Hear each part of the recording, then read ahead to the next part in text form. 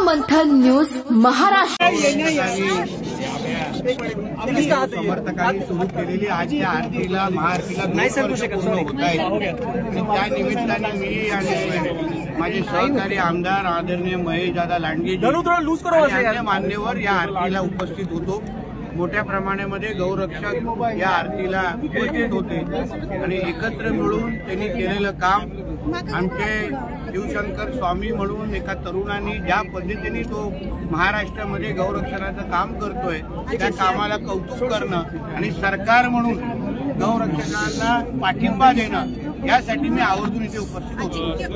तुम्ही एका बाजूला गौरक्षणाचे भाग देताय, तरुण उतरलेले आहेत, पण राज्यामधली जर परिस्थिती बघितली तर राज्यातल्या तरुणी सुरक्षित नाहीत, महिला सुरक्षित नाहीत, त्याकडे तुम्ही कशा प्रकारे सुरक्षेची मागणी करता देवेंद्र फडणवीसांकडे? कारण की दोन घटना जर बघितल्या राज्यातल्या मागच्या 8 दिवसात, बघा एक लक्षात घ्या, महाराष्ट्राचे मुख्यमंत्री आदरणीय आमचे देवेंद्र फडणवीस साहेब आहेत। ज्या ज्या घटना महाराष्ट्रामध्ये होत आहेत त्या सगळ्या गोष्टीवर फार बारकाईने नजर आमच्या फडणवीस साहेबांची आहे। राज्याची कायदा आणि सुव्यवस्था राखणं हे उत्तम पद्धतीचा अनुभव आमच्या देवेंद्र फडणवीस साहेबांना आहे। म्हणून महाराष्ट्रातल्या माता भगिनींनी कुठलीही चिंता करू नये। त्यांचा हक्काचा देवा भाऊ आज महाराष्ट्राचा मुख्यमंत्री आहे, त्यांच्या हक्काचं सरकार आहे, म्हणून कुठलाही त्रास आणि सगळ्या पद्धतीचं संरक्षण आणि जे कोण आमच्या माता भगिनींकडे वाकड्या नजरेने पाहतील त्यांना जसाच तसंच किंवा कायद्याच्या चौकटीत राहून त्यांना कडक शिक्षा आणि शासन दिले जाईल एवढा विश्वास राज्याच्या माता भगिनींना मी देतो।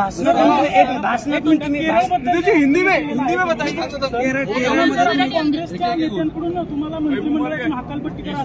अहो जेव्हा त्यांच्या राहुल गांधी आणि प्रियंका गांधीवर मी काय सत्य काही बोललो तर काँग्रेसचे नेते बोलणारच ना, त्यांना त्यांच्या नोकऱ्या टिकवायच्या आहेत ना। गांधी खानदान आणि 10 जनपद बद्दल काय बोलल्यानंतर अगर काँग्रेसच्या नेत्यांनी माझ्यावर टीका केली नाही तर त्यांच्या नोकऱ्या नाही जाणार का? पण मी जी भूमिका मांडली त्याची वस्तुस्थिती त्यांनी कधी समजून घेतली आहे का? मुस्लिम लीगचा हस्तक्षेप राहुल गांधीच्या निवडणुकीमध्ये किती होता, प्रियंका गांधींच्या पोटनिवडणुकीमध्ये किती होता याची माहिती काँग्रेसच्या नेत्यांनी जे माझ्यावर टीका करतात त्यांनी महाराष्ट्र देशाला द्यावं ना। ऑल इंडिया मुस्लिम लीग यांनी देशाच्या फाळणीमध्ये आणि या सगळ्या गोष्टीमध्ये फार मोठा सहभाग होता। ते अगर राहुल गांधी आणि प्रियंका गांधीच्या निवडणुकीमध्ये अगर सक्रिय सहभाग घेत असतील, त्यांच्या रोड शो मध्ये काँग्रेसच्या झेंड्यापेक्षा मुस्लिम लीगचे झेंडे जास्त दिसत असतील, मग त्याच्यावर देशाचा नागरिक म्हणून म्हणायचं नाही।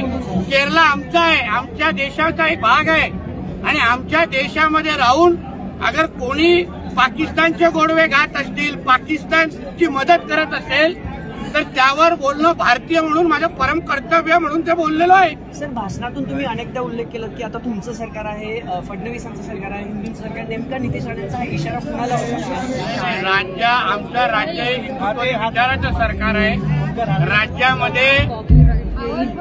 राज्यामध्ये गोहत्या बंदी कायदा 2014 ते 19 पासून लागू झालेला आहे आणि GR निघालेला आहे। तो कायदा कोण तोडत असेल तर त्याच्यावर कडक शासन होणार।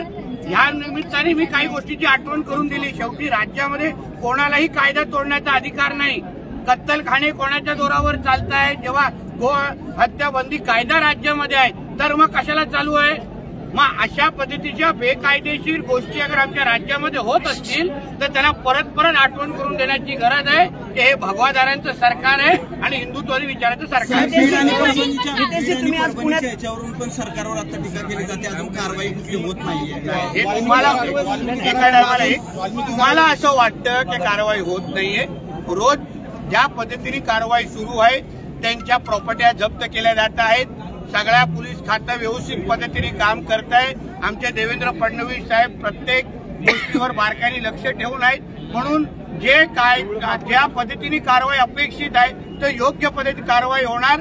फडणवीस साहेबांनी, मुख्यमंत्री साहेबांनी पहिल्या दिवसापासून सांगितलेलं आहे कोणालाही सोडलं जाणार नाही. तो कोणी असेल, कोणाच्या जवळ असेल तर त्याचा विषय राहतो काय. तुम्ही थोडं थांबा. तुम्हाला जेव्हा ब्रेकिंग न्यूज पाहिजे तेव्हा ब्रेकिंग न्यूज मिळत नाही. हो थांबा एक मिनिट, समजून दे. तुम्हाला जेव्हा ब्रेकिंग न्यूज पाहिजे तेव्हा ब्रेकिंग न्यूज भेटत नाही. काही गोष्टी कायद्याच्या चौकटीत राहून व्यवस्थित पद्धतीने करायला लागतो. म्हणून ह्या गोष्टी आमच्या मुख्यमंत्री साहेबांवर सोडा, योग्य पद्धतीने शासन होणार. देशमुखांच्या परिवारांशी तुमचं काही बोलणं झालंय का? कारण तुम्ही राज्यभरात मंदिरामध्ये फिरता, बीड आणि परभणीमध्ये दिसले नाही. आमचे सरकारच त्यांच्या संपर्कात आहे. आमचं सरकार त्यांच्या संपर्कात आहे. आमचं सरकार त्यांना पूर्ण मदत करत आहे. मी सरकारचा मंत्री म्हणून माझ्या सरकार जर त्यांच्याशी बोलत असेल तर मी वेगळं वैयक्तिक काय बोलू. आम्ही त्यांच्या संपर्कात आहोत, त्यांचा आधार देतोय. देशमुखाला न्याय देण्याचं काम आमचं सरकार करतोय. विषय संपला. मुंडव्यात एक पब आहे पुण्यातून एक धक्कादायक बातमी समोर आलेली आहे. मुंडव्यात एक पब आहे आणि उद्या 31 डिसेंबरच्या पार्श्वभूमीवर मुंडव्यातल्या पबमध्ये काल कॉन्डोमचे पाकिट्स आणि ORSचे पाकिट्स जे आहेत, अशा काही गोष्टी बेकायदेशीर गोष्टी कायद्याच्या चौकटीतल्या बाहेरच्या काही गोष्टी असतील पोलिसांचं लक्ष ठेवतील ना. ग्रह आता सतर्क आहे. 31 डिसेंबरचा काळ आहे. जे काही नियम कायद्याच्या अनुसार ज्या काही गोष्टी नियम घालून दिलेले आहेत प्रत्येकाने ते पाळावे. जे कायदा तोडतील त्यांना शिक्षा होईल. मात्र तुमचे वडीलही काँग्रेसमध्येच होते. मी पण काँग्रेसमध्येच होतो. मी पण आमदारच होतो. म्हणजे काय राहुल गांधीच्या बद्दल सत्य सांगायचं नाही असं कुठे लिहिलेलं आहे का? काही नियम आहे का? राहुल गांधी आणि या लोकांचे असले रंग निघाले म्हणून आज आम्ही इथे आहोत. पण मग हे कोणी देशाच्या विरोधात भूमिका घेत असेल, कोण मुस्लिम लीगची मदत घेत असेल तर पक्ष राजकारण बाजूला. आम्ही एक भारतीय म्हणून त्याबद्दल भूमिका घेतलीच पाहिजे असं मताचं मी आहे. ऑल इंडिया मुस्लिम लीग बद्दल बोललोय मी. ऑल इंडिया मुस्लिम लीग काय आहे, काय भूमिका तुला माहिती आहे का? सांग 2 मिनिटं. आहे अभ्यास नाहीये ना? काही नियम आहे का? राहुल गांधी आणि या लोकांचे असले रंग निघाले म्हणून आज आम्ही इथे आहोत. पण मग हे कोणी देशाच्या विरोधात भूमिका घेत असेल, कोण मुस्लिम लीगची मदत घेत असेल तर पक्ष राजकारण बाजूला. आम्ही एक भारतीय म्हणून त्याबद्दल भूमिका घेतलीच पाहिजे असं मताचं मी आहे. ऑल इंडिया मुस्लिम लीग बद्दल बोललोय मी. ऑल इंडिया मुस्लिम लीग काय आहे, काय भूमिका तुला माहिती आहे का? सांग 2 मिनिटं. आहे अभ्यास नाहीये ना? म्हणून अभ्यास कर. म्हणून प्रश्न पालकमंत्री कधी होणार? केरळला डायरी नाही ना ती.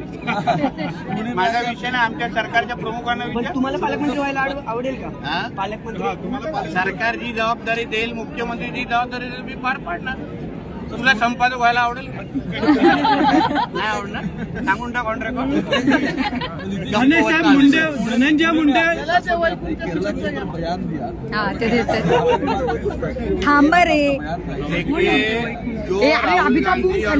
गांधी के उपचुनाव और चुनाव में जो काम करने लोग हैं, जो उनको सपोर्ट करने लोग हैं, वो एंटी नेशनल्स हैं ऐसी मालूमात हमारे पास है. वो देश के विरोधी ताकतें हैं. ऑल इंडिया मुस्लिम लीग जैसे जिन्होंने अपने देश के खिलाफ काम किया है वो उनके साथ कंधों से कंधा मिला के उनके चुनाव में वायनाड में काम करते हैं. अभी उस बारे में अगर मैंने कहा तो फिर कांग्रेस वालों को मिर्ची लगने की क्या जरूरत है? हम कोई भी पार्टी के कार्यकर्ता होने के पहले हमारे देश के विरुद्ध अगर कोई भूमिका लेता होगा तो उस बारे में बात करना ही चाहिए ना.